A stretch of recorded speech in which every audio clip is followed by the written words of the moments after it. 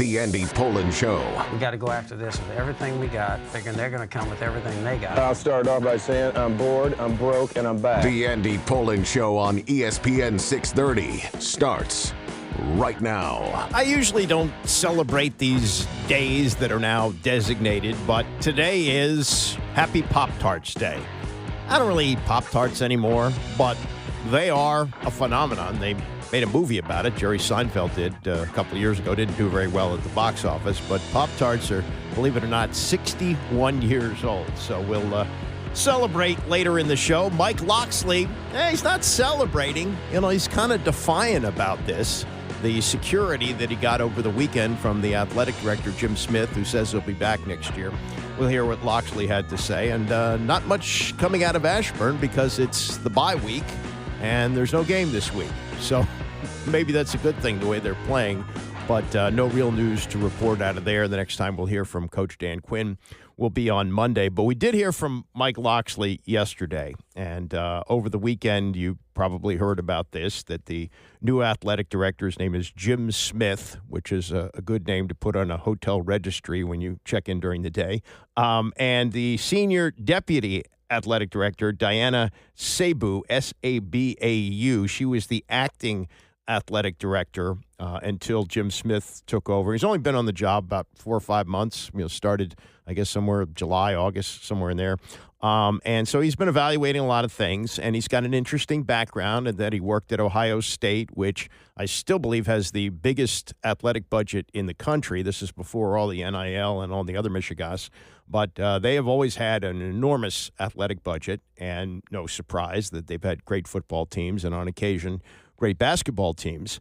So he's come from that, but he also has a background in professional sports. He's been working for the Atlanta Falcons and the Atlanta Braves, and so he's got a background in what college football and all college sports look like these days. And he looked at Mike Locksley, and yeah, it looks like, barring some kind of a huge upset in the last two, they're double-digit underdogs at home against Michigan on Saturday, and then they finish up at Michigan State. So they'll be underdogs in both those games, but if somehow they win both of those, they will be bowl eligible, which on Maryland terms would be a step up anyway from a 4-8 season last year. And if they lose out, that's the second straight year that they finish 4-8, and they finish on an 8-game losing streak. Not good. But Locksley and Smith, at least for now, are on the same page. Now, when you hear Jim Smith say we're going to give him more resources next year, he didn't say we're going to extend his contract. What he said was, okay, he's been operating under the circumstances that he's had in the 7 years that he's been here. And, things changed dramatically 3 years ago when the NIL entered the picture, and he hasn't had the resources that he needs. So next year we're going to give him the resources, and let's see. But Locksley knows this as well as anybody, that if he delivers another season like this one and last year, that he's not going to be around for the 2027 season. That's just the reality of the situation. And he has coached for a long time. He's been at the top of the mountain as an assistant coach at Alabama, and he's been near the bottom when he coached at either New Mexico or New Mexico State, and I think he won 3 games over 2 years before he got fired. So, coming back to Maryland, and he's been a really good soldier there. For whatever you want to say about him as a head coach and his record against top 10 teams and how his teams usually peter out at the end of the season when the conference schedule gets tough, he's seen it here. He was an assistant coach under Ralph Friedgen when Ralph, I believe, did one of the greatest coaching jobs that anyone has ever seen at Maryland. He had 3 10-win seasons to start his tenure, and in the 10 years he was there, he went to bowl games 7 times, and Locksley was an assistant with him there, got his opportunity to take a step up at Illinois. That led him to New Mexico, and then he winds up at Alabama getting the Nick Saban car wash. Kind of your career gets cleaned up when you work with Nick. And he said his dream job was Maryland. Well, it just so happened that Maryland was coming off a horrible tragedy. Jordan McNair, an offensive lineman that Locksley had actually recruited while he was in Maryland. That was when he, I guess, right before he became an interim coach. and that he had died because of a strength coach, which he, decided he wanted to be the great Santini, and so DJ Durkin had to go. Locksley comes into a situation which was a terrible situation, and he did go to bowl games 3 straight years. Now you could say whoop-de-damn-do, you're expected to be much better than that, and I can understand that, but this wasn't a job that guys were lining up to take. He was a good choice at the time, and I still believe he's a good choice to be the head coach. But in talking about this yesterday, if you were expecting Mike Locksley to say, "Phew, thank God I got job security next year," because I was really worried about that. That wasn't what you were going to get. This was Locksley addressing the first question at the news conference about the vote of confidence that he got from Jim Smith. From the day that Diana and Jim got here, the day Jim and Diana got here, however you want to place it, both those guys have played a huge role in hip to hip with me. There was a time from December 1st up through the hire and the buzz, our basketball coach, that there weren't a lot of people that understood the landscape. And when they got here, I can remember the first meeting I had with them, we presented a plan. And for them to see the plan and understand, and then they've had a chance now to watch what we've done. Obviously, no one, including myself, is happy with where we are when you talk about the map and the terrain. But from the day they got here, they've supported every part of it, and they understand what winning looks like. I mean, Jim coming off of winning a baseball championship with the Braves, Diana and her time at Ohio State obviously understand what it takes, and winning has a cost. Very rarely do you see me stand up here in front of you guys and complain about whether the resources were enough or not enough, because I'm always going to make do with what I have, and that's what we've done. We've given it our best. But to have 2 people now that are going to stand with me, hip to hip, give me the resources I need to build this program, I've had a total commitment to this area for a long time. I was asked last week why. I spent 37 years in this business doing what I do, and AJ and Sean are a reflection of it. I spent 17 seasons on this campus. Not very many people know the ins and outs of this campus like I have. And to have 2 people now that share the same special vision that I have, while also seeing the foundation of what we have when we didn't have all the resources that we needed, I'm excited. I see a light at the end of the tunnel. So really glad about the support, opportunity to stay here, committed to an area that I believed in because I'm from here. How much does that commitment now allow you just to focus all on the on-field stuff and not the distractions that may come with it's the job? always been about the kids for me. I mean, the only time it bothers me is when it bothers them. And I can't protect them from social media. I can't protect them from the things that are being said about the program. But anybody that walks through Jones Hill House knows, one, there ain't a coach in college that feels safe. Safe ain't a word that's in my vocabulary. I've never felt safe in my life, all right? I've always been committed, and that's the word that's in my vocabulary. I've been committed to the DMV area. I've been committed to football here on this campus. I've been committed to doing good work with kids and this community, and that's what I'm going to do. Hey, Coach. Jim Smith said in his letter that, like Gene said, there's going to be a significant amount of resources coming into this program, not only next year but beyond. So I just want to ask, can you expand on that to where? I'm not going to do that now. That's for Jim to talk about, Michael. Good question. I don't get up here and talk about what we have and don't have. I've told you, we've been resourced to go to bowl games. But winning has a cost, and if you want to win big, obviously there's examples all throughout the country of commitments that have been made. Not saying that I haven't had enough resources, because what's enough? I know this. The only question I've ever asked was, put me in the middle. When he asked me what I need, I said, put me in the middle. And if you put me in the middle, I think if you look at the type of roster we've put together over the years, don't always have the depth, don't always have the ability with the injuries that we face but with the added resources, I think you'll see those things. Why hasn't that investment level matching occurred already here in College Park and when Damon was 80 here? That's not for me to discuss. That's above my pay grade to discuss. I know what I've been given from the time I got here. I know what I walked into. I've always chose hard. I had a cushy job down in Tuscaloosa, but I like this place. I love this place, and it was important for me to come back and do my part to help put a foundation together that allows Maryland football to have a chance to compete at the highest level. You can poo-poo that. You can say, oh, well, a commitment to the area. Well, he did grow up in the area. He didn't play at Maryland, played at Towson. and went to games as a kid. You know, the uniforms that they wear now, they're still sponsored by Under Armour, but those cockamamie things that they wore for years with the Maryland flag on the helmet, and they were going to 14 different uniform combinations, you know, to try to be like Oregon. He's gone back to those uniforms that they wore during the Boomer Esiason years when they were a top 10 team. And look, they were competing in the ACC. It's a lot different than the Big Ten. It's a lot different. And in the ACC, you know, they could be competing to, I believe, get to the playoff, especially when they go to 16. It's going to be a lot tougher in the Big Ten. I don't know if they'll ever make the playoff under Mike Locksley at Maryland. But, you know, the commitment to the area is important.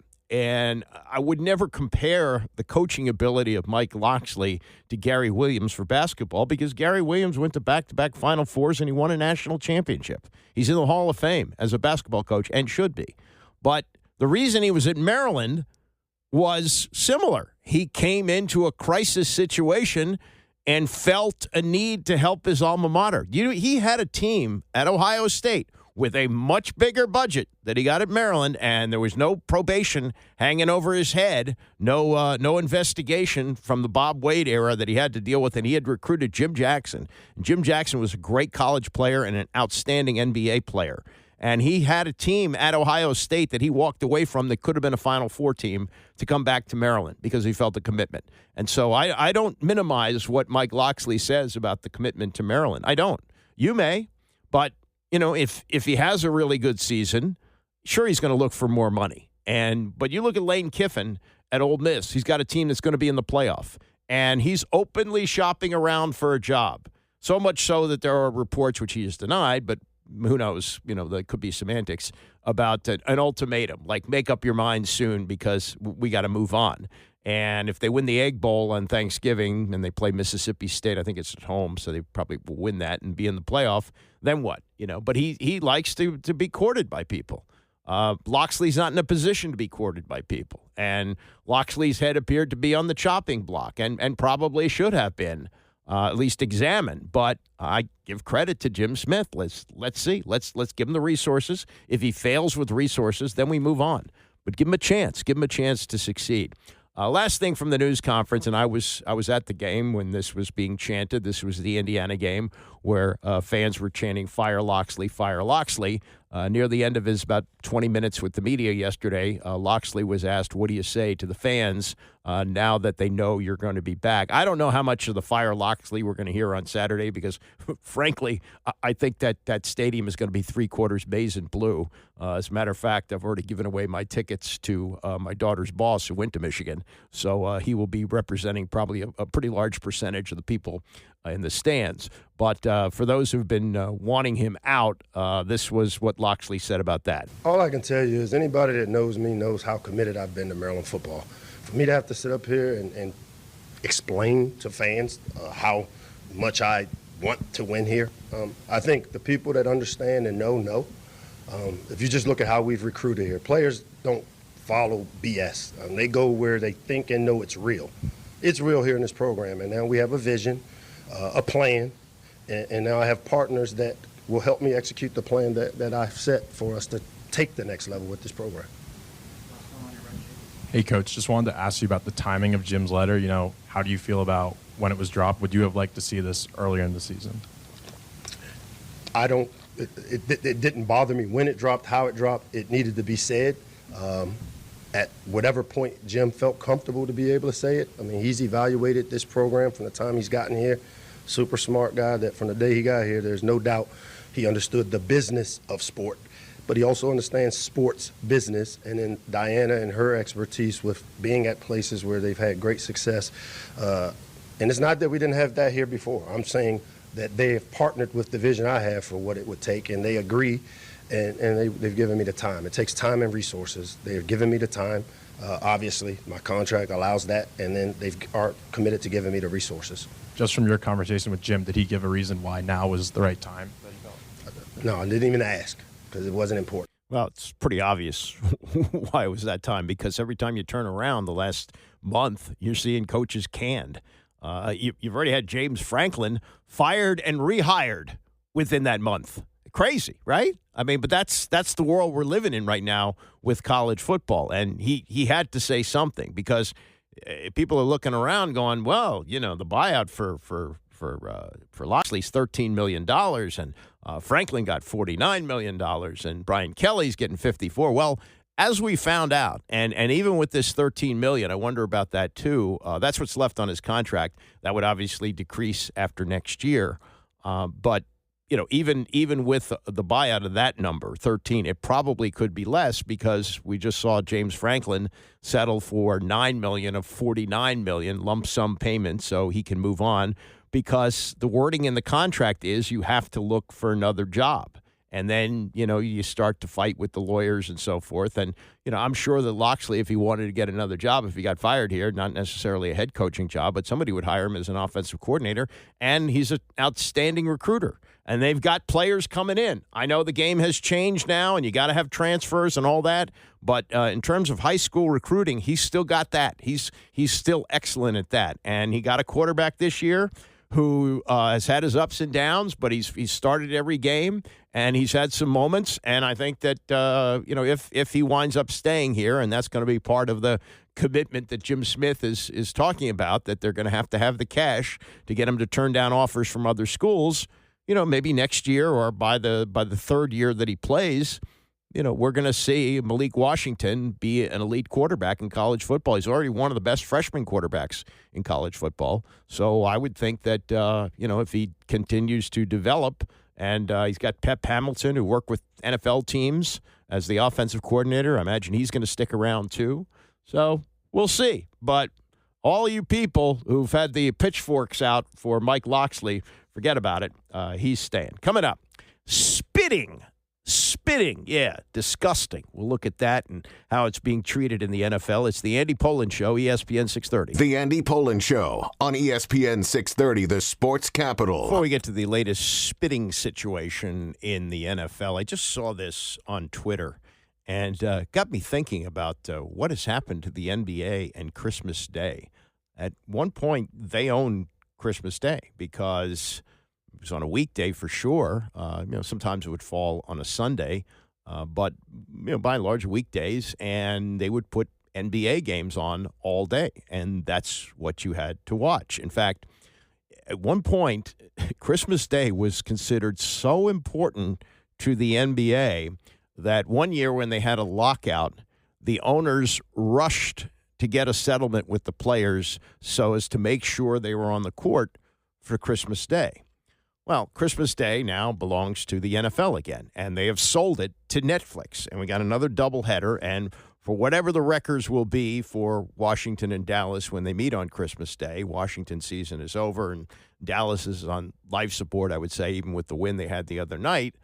People watch Dallas, so it's going to draw a big number for the 1 o'clock game. And then you got a division matchup with two teams that will likely be in the playoffs, Detroit for sure, and maybe Minnesota. And the game is in Minnesota in the second game. And they've got a slew of announcers for these games. I mean, you should see the roster of people that they've hired. Fox and ESPN apparently said no, but they scooped up a lot of people from the NFL Network and CBS. Ian Eagle, as a matter of fact, is going to do the Washington game. So it belongs now back to the NFL. And the numbers that they had for the doubleheader last year, 25 million people watching on Netflix. That's international too, but even still, I mean, that's just more money in the pocket of the NFL. And the NBA is rolling out 5 games on Christmas Day. This is barely going to register. There will be people who don't have Netflix, and there are some diehard NBA fans, but I can't imagine these are going to get enormous numbers. Now, they're putting Cleveland and the Knicks on in the noon game. Seems like the Knicks always play at noon on Christmas Day at home. And then you got defending champion Oklahoma City against San Antonio, and you hope that Victor Wembanyama is back by then. But, you know, the injuries are starting to be a real concern. He missed the second half of last season, and now he's got a calf injury. And you know what happens when these guys play with calf injuries in the playoffs? It often leads to Achilles tears, and they're out for the whole year, so they obviously want to avoid that. Then you're going to get Steph Curry in the 5 o'clock game, assuming he's healthy, as they take on Minnesota. And then the Rockets and the Lakers. LeBron played last night. He had a double-digit performance, 11 points. He's had double-digit games in every game since 2007. Amazing. Of course, doesn't foul out, but I wonder if that. Yeah, I'm sure there are games where he's been hurt. I remember him being hurt in a Christmas Day game about 6 or 7 years ago, but I guess he had double digits before then. And then the late game, if you're still up, and I guess you will be able to see. Actually, you'll be able to see the Lakers play, and you will be able to see Denver play Minnesota in the late game at 10:30. That's Dallas playing at 5:00 against. I'm looking at their logo differently. It's Dallas against Golden State in the 5:00 game. Lakers, Rockets at 8, and then Minnesota and Denver coming up at 10:30. But, the NBA has been big-footed by the NFL once again. If you're not caught up on this, Jamar Chase's one-game suspension for spitting on Steelers defensive back Jalen Ramsey has been upheld, so he will miss the game against the Patriots on Sunday. Jordy Nelson, former wide receiver with the Packers, he did the appeal on Chase. And while Ramsey was thrown out of the game, there's going to be no suspension for him. He threw a punch, same as Daron Payne did, but I guess they felt like Daron Payne's motivation for it was a little bit different than it was with a spit. I guess that tells you about what spitting on another player means. We've had 2 of them this year. Dak Prescott was spit on before the opening kickoff of the opening game against Dallas, and then Chase will lose about $500,000 in fines and salary because of this. Adam Schefter has covered the NFL for a long time, including an incident going back years and years ago. This is when he was with the Denver Post involving Bill Romanowski. We also had, and nobody's really talking about this, I remember this from the playoff game that Washington played at Tampa Bay in 2007, and Sean Taylor spit on another player. I forget who it was, but it was clear Sean Taylor spit, and I don't even think he was thrown out of the game, and I know he was not suspended the following week when they lost. They ended their season with a loss at Seattle. So it's happened before. That's 18 years ago. Things have changed. But we also have the famous Romo spitting incident, which I also don't believe resulted in a suspension, as far as I know. But anyway, this is Schefter yesterday on our morning show on Sportsmanlike, explaining the state of spitting right now in the NFL. I would say that the league is concerned with sportsmanship issues, which it made a point of emphasis during the offseason. That was a point of emphasis to the NFL that sportsmanship they wanted to see improved across the board, whatever that meant. Now, maybe it has and maybe it hasn't. Again, like the type of incident, post-game celebration that earned a penalty for Jamison Williams on Sunday night. Those are the kinds of things that the league is trying to avoid. There was another one on Sunday. I'm trying to think who it was. It was a player, maybe it was Trey McBride, caught a pass, celebrated, got penalized, and it was kind of like, whoa, what's this? But the league is trying to crack down. Now, obviously, spitting is about as degrading and demeaning an act as a player can engage in to another individual. And that has been treated in a way where Jalen Carter was thrown out of the game, and the league deemed it as really a one-game suspension because he didn't play the entire game. And now the league has suspended Jamar Chase and saying, you spit, you're not allowed to play. He's appealing it. We'll see if he's able to win that appeal. It's hard to imagine he's going to.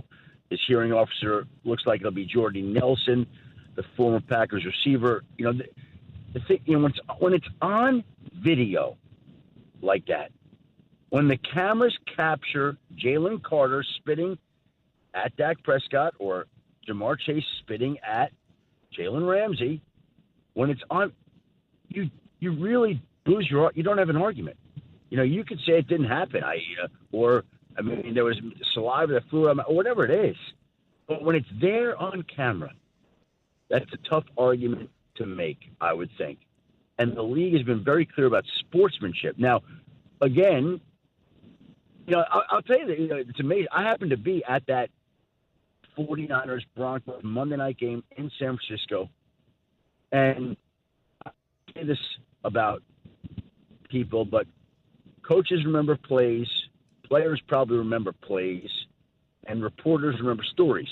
I remember being at that Monday night game. It was at Candlestick Park, if my memory serves me correctly. And I got back to the hotel that I was staying at right by the airport, the Marriott by the airport in the Bay Area. And as I'm pulling up to leave the car in valet area, somehow somebody called me or texted me. Like, it's 1997, so I'm trying to remember if I even had a cell phone then. But I remember being right in front of the hotel and getting the word that, did you hear about what Bill Romanowski did to J.J. Stokes? And I'm like, what did he do? And they're like, he spit on him during the game. And I was like, what? And the cameras captured it then. And it was a huge deal. And again, if memory serves me, Romanowski was not suspended, but he was fined. And it was like a big fine at the time. And it was a big controversial issue at the time, very big.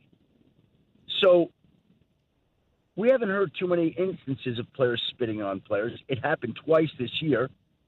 I just think it sort of happened this year, Chris, not to explain it away and to diminish it, because it's never to be diminished, something that demeaning.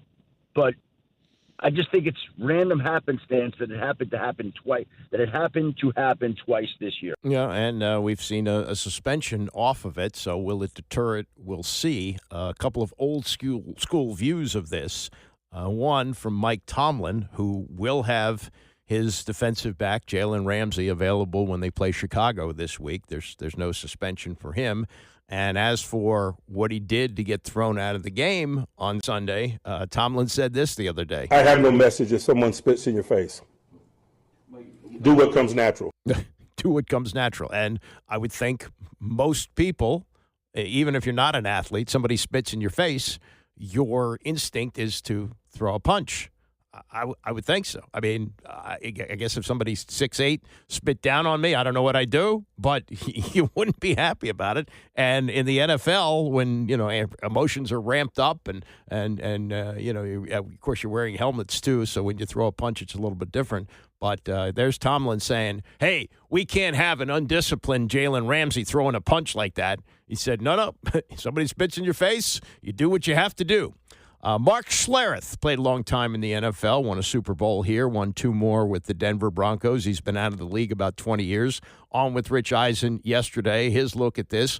And like most ex-players retired a couple of decades, his stories usually begin like this. In my time, if something happened to you during the course of a game, like you got cheap shotted, you just tallied that, you put it in the tally thing, and then you had some frontier justice on a couple plays later, and that's how we policed ourselves. Like that, it got to the point where everything was policed through frontier justice, and that's just the way it worked, and it was that's the way you were coached to do it, and I miss those times. So so that's, I think that's the way it should go. Frontier justice.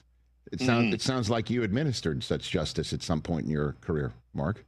Oh, no? Yeah. I not only did I minister it, but I had it administered to me on several different occasions. I can remember more than a couple of times where we threw an interception in a game.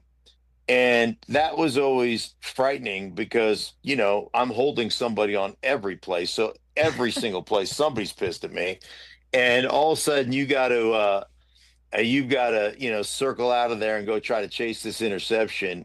And I had 2 guys that knocked me ass over tea kettle. Bruce Smith hit me on an interception so hard in Buffalo once that, my feet off the ground. He hit me so hard, my head snapped back and snot shot out of both nostrils. And I got up and I was, you're trying to act like it didn't hurt, right? And meanwhile, I'm like seeing stars. I'm dizzy and I'm trying to wipe because I thought my nose was bleeding, and I'm stumbling to the thing and I thought it was my nose. Just so much snot hanging all over the place. And it is like when you're holding somebody on every play, they're going to get you. And Leslie O'Neal got me like that too one time where, that's why you have your head on a swivel when you get when you throw an interception, because somebody's going to try to lay out. Was Elway ever trying to get the guy who's picked him off, or he stayed out of that fray? Mark? No, back then, the rule was as soon as a quarterback threw an interception, defensive line tried to attack the quarterback because back then you could hit them, you could block them. Right. So yeah, they went after quarterbacks in that time, which again was just that's the way it should be. You threw the pick. You deserve to get hit. And plus, that old Rich Stadium turf was not like a pillow either, right? I mean, no, it was a December game. It's a December game. It's freezing. There's snow. No. I mean, it was awful. Gotta love old school football players telling old school stories. Some of it's probably exaggerated, but rules were not the same as they are now, and also not everything got caught. HD television didn't really come in, I want to say, really widespread about 20 years ago.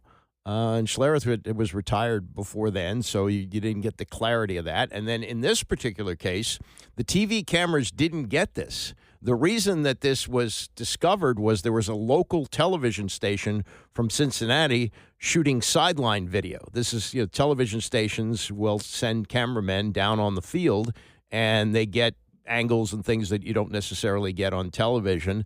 And there's also rights involving games, that how much footage you can show that you don't shoot yourself and things like that. So that's where it got caught. Sometimes there was probably spitting that went on, but with 4 or 5 cameras doing a game, especially 50 years ago, those things didn't get discovered. And this is part of the modern technology that everything now, whether you're shooting with a television camera or you're shooting with your phone, somehow everything winds up on video. And that's why Jamar Chase will be sitting out a game, because the referee said they didn't see it. They didn't see it, and it really wasn't visible from the television camera, but from the sideline video that they got on TV. That's how they got a look at it. Jared Bell has an interesting column today in USA Today involving Antonio Brown and the Hall of Fame. Now, Antonio Brown is facing some very serious charges. He was arraigned Monday in Florida on attempted murder, and he pleaded not guilty. This involved him firing a gun when he was at a concert, and he said it was self-defense. We'll see where it all goes, but in terms of his talent on the field, as Jared Bell points out, he made the All-Decade team for the 2010s, chosen by Hall of Fame voters, and he was the only wide receiver during that decade with 4 first-team All-Pro selections in an era that had Calvin Johnson, Julio Jones, and Larry Fitzgerald, who is the second leading receiver of all time and will be an automatic for the Hall of Fame and a Hall of Fame person on and off the field. But Brown has had, as you know, a lot of issues, especially in recent years. Now, he's not eligible this year, won't be eligible until the class of 2027, but he is facing up to 30 years in jail because of a firearm that he allegedly used. Now, here's the thing about the Hall of Fame that I'd always understood, because this came up in 1999 when Lawrence Taylor was elected to the Hall of Fame. And the Hall of Fame voters were told, hey, it's only on the field. Now, this is before Lawrence Taylor made a plea deal in a sexual misconduct incident. There was a rape involving a 16-year-old girl. He claimed it was consensual, and she was 19. But that was the plea deal that was made, that he got 6 years probation. He's had tax evasion charges. He's never been to jail, but he's had a whole list of charges against him. Some of this before he went in the Hall of Fame, and now after. He's not coming out. O.J. Simpson, yes, he was acquitted in criminal court, but he was convicted in civil court of killing Nicole Brown Simpson and Ron Goldman. And his bust will stay in the Hall of Fame. But there are other examples that are going to be looked at here, as he points out. Now, again, the Hall of Fame in baseball has a morality clause. There is that. So, if a player, for example, Pete Rose betting on baseball, that's why he on the field, of course, he's a Hall of Famer. Barry Bonds, although he was never did test positive for drugs, he was in the Mitchell report, as was Roger Clemens. These would be automatics for the Baseball Hall of Fame. But he points out, and this is a good example, Jim Tyrer, who played most of his career with Kansas City, 13 years, and then finished up here with Washington. He killed his wife, Martha, and died by suicide in 1980. He earned 8 All-Pro selections, 9 Pro Bowl bids, won a Super Bowl, and is in the Chiefs Hall of Fame and on the AFL's all-time team. He has not gotten in, and you would have to say, because of the way that he died and his wife died, you would say that that's the reason, though that technically it should not be criteria for selecting for football. Then he brings up the case of Darren Sharper, former NFL safety, 63 interceptions, tied for 8th all-time, twice led the league in interceptions, was named to the all-decade team of the 2000s, played for the Packers, Vikings, Saints over a 14-year career, became eligible in 2015, but the year before he pleaded guilty to rape and drug charges, resulting in a 20-year prison sentence. He's not in the Hall of Fame. And it's also notable that Sharper was removed from the Hall of Fame at his alma mater, William and Mary. So it's an interesting case because I would think, till I read Jarrett's column, I would have thought that you'd have to rule out whatever happened here with Antonio Brown. And what were we told during the presidential election? That even if a candidate was in jail, he could be elected president. In this particular case, technically, the rules say that you can select Antonio Brown, but as Jarrett points out, the voters are human, and they may not put him in. And that's a bridge we'll cross when we get to it. We can't do it until next year, but that does make for an interesting case. Meantime, Joe Jacoby, sorry, I keep harping on this. It's a crime that he's not in the Hall of Fame. He was a member of one of the most legendary offensive lines in history, the Hogs. They were the constant of the 3 Super Bowl championships.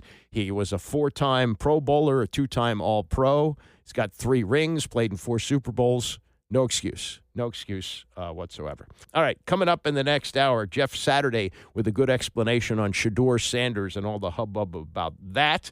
And it's National Pop-Tarts Day. You know the name Paul Skeens, unanimous winner of the Cy Young Award, Rookie of the Year last year with the Pittsburgh Pirates. Phenomenal pitcher, arguably the best pitcher in the game. It's amazing sometimes when you look at the paths that players take to where they are. Paul Skeens started out at the Air Force Academy. The Air Force Academy doesn't usually lead you to the major leagues. In fact, there's a commitment. Once you're finished, you can't go right to the major leagues. Paul Skeens got out when he realized, my stuff is a little bit too much for the Mountain West here, and the rest is history. But the history is interesting, and he talked to Dan Patrick yesterday about winning the Cy Young Award and the road that he took to the major leagues, and it's not typical, and we'll get to that coming up. This is typical now in college football, that if you are a successful coach, they will not only pay you incredible sums of money, they in some cases are so scared that you're going to leave that they make sure that nothing upsets you, that if you get an offer from another school, even though you have a contract, they'll match it, which is what Ole Miss has told Lane Kiffin. Okay, we want you to stay, but if you get a better offer from LSU or you get a better offer from Florida, call us, we'll match that. And there's nothing like this. When you sign a contract, and I've signed, I don't know, at least half a dozen of them over the course of my career, and the way that works is they guarantee you X salary for X amount of time, whether it's a 1-year deal or I don't think I've signed anything more than like a 3-year deal, and they say, okay, no matter what happens, you're going to get this money. If we don't like you after a year, we'll let you go, and you get the other 2 years.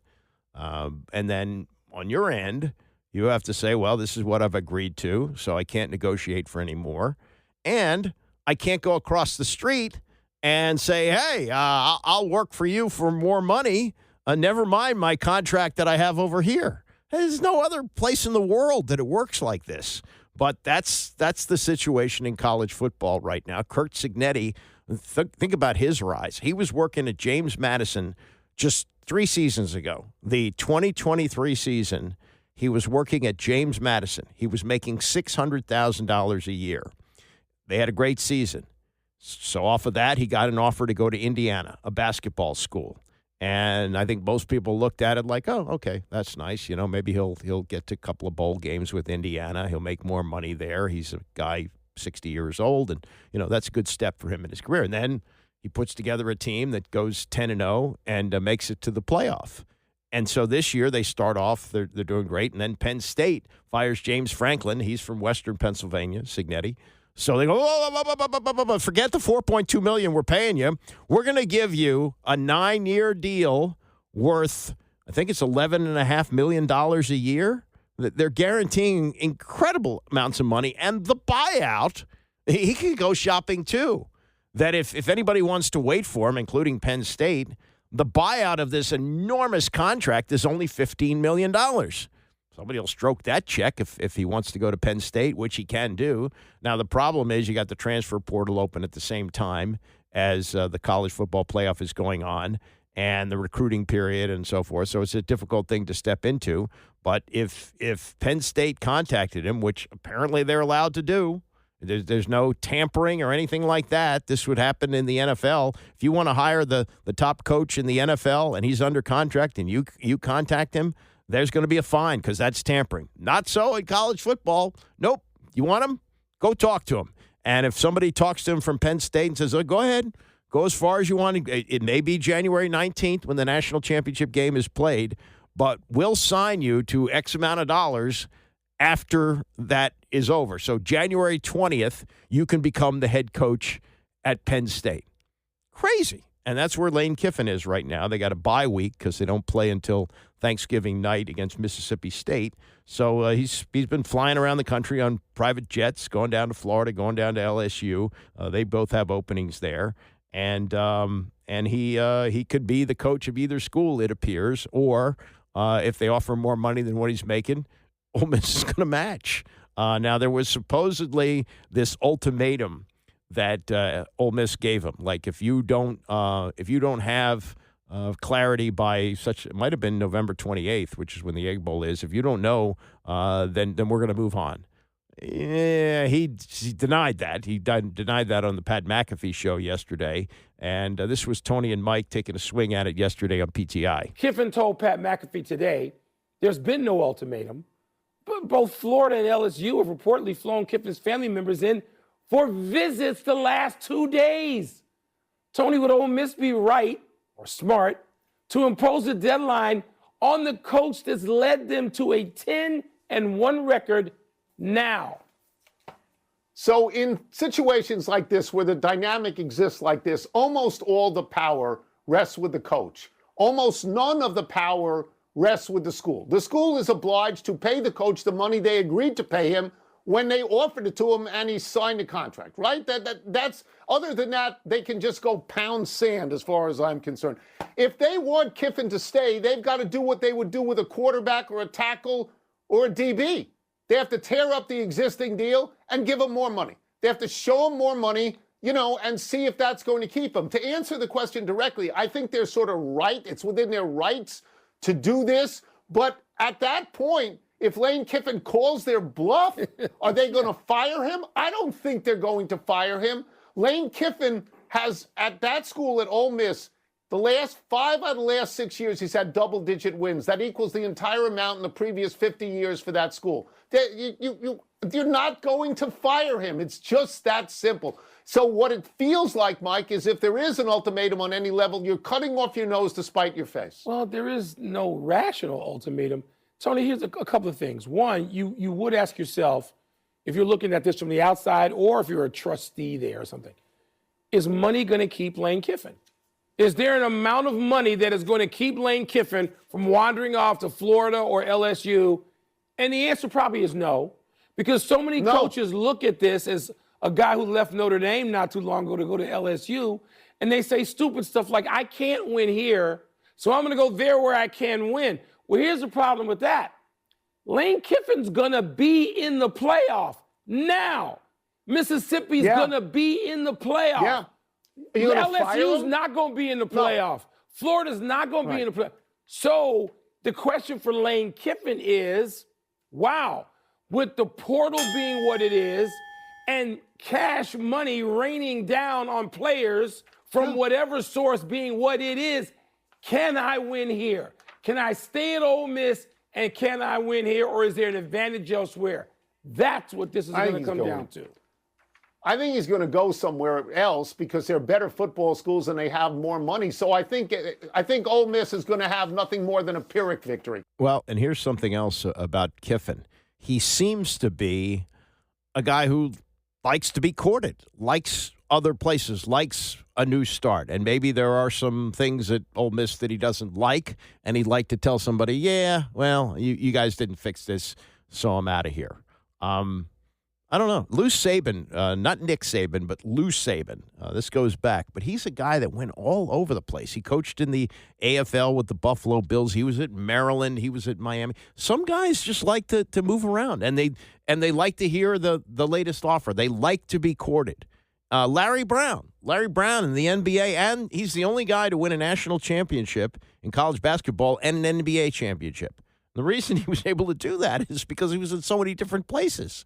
And that's just the way some people are. And Lane Kiffin may be that kind of guy. Pat Forty covers college football, and he was on Dan Patrick's show yesterday.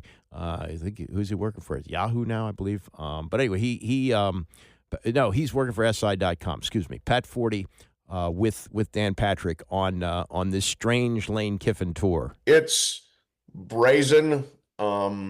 It's, I think, insulting to the current Mississippi team, but it's Lane Kiffin, and Lane loves to toy with people's emotions, loves to grandstand, loves to be out in front of whatever's going on. I think he thrives on chaos to a degree, and so sending your family to Florida and to LSU when there's 0.0% chance that that's not going to become a big public deal is pretty on brand for Lane. But I mean, if I'm an Ole Miss fan, if I'm an Ole Miss player, and you've bought in for this season that's the best the school's had in 60 years, and your coach's family's out doing this, I'd be a little bit ticked.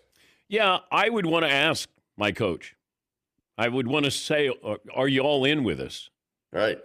I think that's fair to ask if the captains got together with Lane to say, hey, are you all in with us? This feels like, and you would know better than me, Pat, and I have no information, maybe somebody's agent leaked that Lane's family was going to LSU and going to Florida. Maybe then you go back to Ole Miss and boost the offer. I mean, this is college football today. Well, it sure is, and that's the thing. The agents have massive powers. Agents Jimmy Sexton, the most powerful of all of them, and Jimmy's not above playing hardball. And I think if he feels like, this is something that's going to help us get a better deal, then sure, I wouldn't be surprised by that at all. That is how things work in a college football ecosystem, Dan, that, as you know, the hiring cycle is completely ridiculous and stupid and unfolds during the season.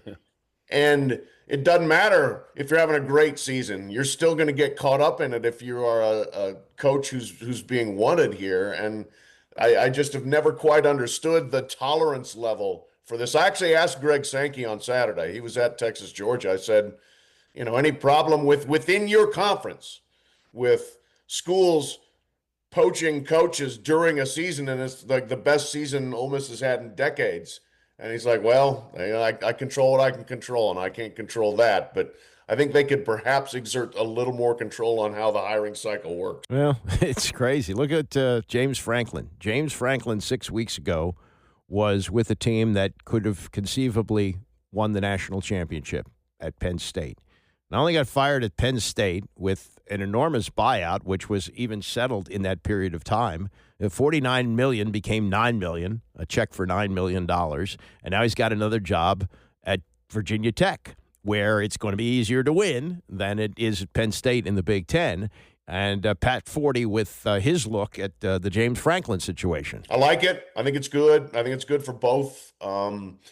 Franklin, his biggest problem was Ohio State and Michigan. Guess what? They're not in the ACC, and nobody like them is in the ACC, especially with Clemson and Florida State currently in the shape that they're in. And the program with the third most ACC titles this century is Virginia Tech, behind Clemson and Florida State. They've won 4 of them. That's a good program when they're up and going. They got a little outdated. They got a little bit behind maybe in terms of compensation model for players, but they say they're all in now. And James Franklin can win you 10 games, absolutely. Can he win 11, 12? We'll see. But in that league, I think you got a better chance to do it. And in that league, you got a better chance to finish 1 or 2 and go to the playoff. What's Penn State doing? That's a good question. I think they're looking in a lot of different areas. I think Signetti would have been probably the first option there, but he quickly took himself out of it. I don't think Matt Rule was a super attractive option to begin with. He's taken himself out of it. A lot of talk about assistant coaches, Brian Hartline at Ohio State, possibly Joe Brady from the NFL, who's with the Buffalo Bills. Eli Drinkwitz maybe from Missouri. So there are options there, but that one's been maybe a little more quiet than the SEC searches. That's Pat Forty of SI. Last thing is on Steve Sarkisian, whose team looks to be out of the playoff after getting beaten soundly on Saturday. And Sarkisian's name, according to Diana Rossini of The Athletic, has come up for NFL jobs. Even though things have been disappointing at Texas, and Arch Manning, who was supposed to be the second coming, isn't. And this was 40 on what he believes is happening with Sarkisian in Texas. I mean, I wouldn't be shocked if he's at least going to look at it, and I would trust Diana Rossini's reporting on that. But I don't think Texas is fed up with Steve Sarkisian to the point of please go. I don't think they've reached that point. This season's definitely been a disappointment. You start number 1, you're now 7-3, you're probably out of the playoff. Maybe if you beat Texas A&M, you can reverse that. But I would say next year would be a critical mass year for him. And here's the question there, Dan.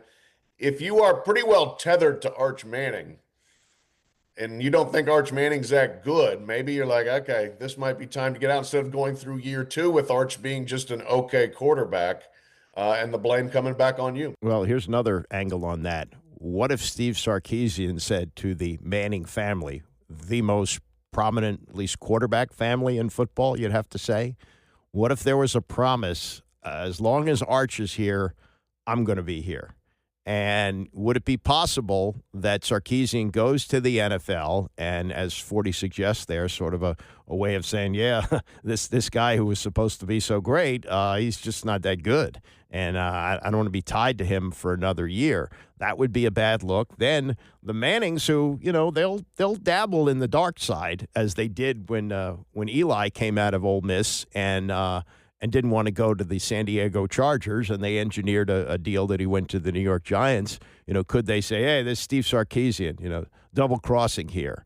There was a guy named Jeff Rulin, who you may remember, played for the Washington Bullets and unfortunately had his career shortened by a knee injury, but was a great player.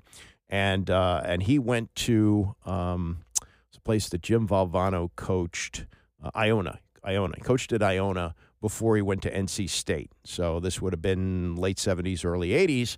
And he had recruited Jeff Rulin from Long Island because, Jim Valvano was a Long Island guy. And he made sure that he got Jeff Rulin to Iona and made them a good team. And he made a promise that he was going to be there as long as Jeff Rulin stayed at Iona. Jim Valvano left, and sadly, he went to his grave without ever making up with Jeff Rulin. There was bad feelings about that. So that could happen with Pat Forty. Also, on the NFL front, his name you're not hearing anymore for the NFL? Deion Sanders. I mean, this is a sexy name last year when it looked like Mike McCarthy was going to get the boot, and he did. And all Jerry Jones did was to promote the defensive coordinator, Brian Schottenheimer, Marty's son. And so, he's the coach now. They're probably not going to be a playoff team, but no sexy, splashy hire like Deion. And I don't know if Deion's name will ever surface in the NFL because Colorado's not that good. They're 3-7 this year, and his record since coming there. Now, they were horrendous when he got there. They had a 1-win season the year before, but they're 16-19, 9-16 in conference games. I mean, there's a lot of splash and dash, but there's not a lot of sizzle. There's not a lot of steak, I should say. That's right. A lot of sizzle, not a lot of steak. I need to do a food reference there. Anyway, just March, he signed a 5-year, $54 million extension that runs through 2029. But not only is he apparently not a hot commodity for the NFL, you wonder about his future at Colorado. Now, he does have some health problems. He had a cancer diagnosis, led to his bladder being removed. He had a reconstruction surgery. So, keep your fingers crossed and hope that all is well with his health. But the athletic director who hired him, Rick George, is stepping down at the end of the year in June. So we'll see. And without his son and without Travis Hunter, they're a middling team. And, is the future with because Deion, when he was getting beat early on, he said, this is as bad as we're going to be because we're bringing them in. And for all the players he was supposed to bring in, he's 3-7. His 2 kids are gone. Shiloh, the other son, I think he may be on a practice squad somewhere. And Shedeur, well, it's not really going that well for Shedeur, but at least he's in the NFL, and he's probably going to get a start this week against the Raiders off what was a very, very, at best, middling performance, probably a shockingly bad performance that he had against the Baltimore Ravens on Sunday. Very unusual for the backup quarterback to get snaps. There just aren't enough snaps to be had. And I remember hearing Joe Theismann say this in an era where they used to hit more. They hit sometimes 3 days a week back in the day, and he wouldn't give up a rep. He said, that's part of being the starting quarterback, that you don't give a backup any opportunities there, and you want to be as sharp as you can and get as many reps as you can.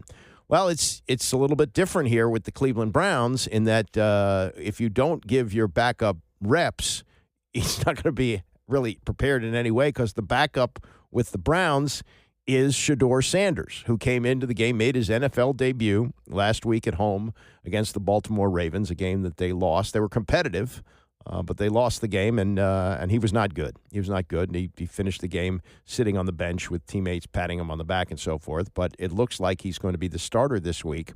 And, my knowledge of the NFL is, what's the big deal? The backup doesn't get snaps. Well, this has become a big thing in Cleveland that, they must not like him. The coach who apparently, whatever you want to believe, that the owner made the move to draft him, didn't want him, doesn't want to play him, doesn't want him to succeed, and he didn't have reps. You would think Jeff Saturday, old school, would say, hey, the backup doesn't get reps. But this was his take on the Shedeur Sanders situation as he joined Tony and Mike yesterday on PTI. This is unbelievable. And I'll take it a step further. This isn't just coaching malpractice, because honestly, Stefanski in this group is kind of in a bad position, right? You got Dylan Gabriel, who's a rookie, in front of Shedeur, who's a rookie. So they both need reps, right? So if you're trying to get Dylan ready for the game, you can't have Shedeur taking reps from him. This should have been handled in preseason. If you knew you were going to get rid of Kenny Pickett and you knew you were going to get rid of Joe Flacco, then you got to have a better plan in place of what this looks like. Let me just explain to everybody how bad. When Shedeur walked out there, the offensive line had never heard his cadence. That's how the play starts, people. The cadence starts everything. When you don't even know the voice inflection of the cadence, that means the offensive line are literally waiting and hesitating until they either can see the ball snapped or until they feel his cadence change till they know the ball. It is absolutely, and split seconds matter in our game. And the defense getting jumps off the ball, it is an absolute disaster. And anybody who's judged, man, I mean, listen, the Baltimore Ravens blitzed the daylights out of him. Know him. If they don't know his cadence, he dang sure don't know the answers to the test on what to do against a blitz. So let's bring it and make him look as bad. And he still made some good throws when he's protected. Do not judge this man, whether you think he was really good or really bad, on 16 snaps of chaos, because that's what he was thrown into. Well, and he's fortunate that his first start, apparently, if he starts this week, will be against a bad team. The Raiders stink. So that should be helpful. Facing them is a little bit different than, say, facing Denver, or even the Ravens last week, and coming in off the bench. So that should help him. But, backup quarterbacks who don't get snaps, not unusual. That's one of the reasons Marcus Mariota is so valuable. You don't have to worry about that. He's going to be ready to go. And if he wants to, I would think they'll have an open door for him to come back next year as the backup. He's not spectacular, but you're not going to get spectacular as a backup. He's exactly what you want, a veteran guy who totally understands the situation and knows that this organization is all about developing Jaden Daniels as much as possible and, hoping that he stays healthy, meaning that he doesn't have to play. But if he does have to play, Mariota's going to be ready to go. Bram is coming up next, and I will see you back here tomorrow morning at 9 a.m.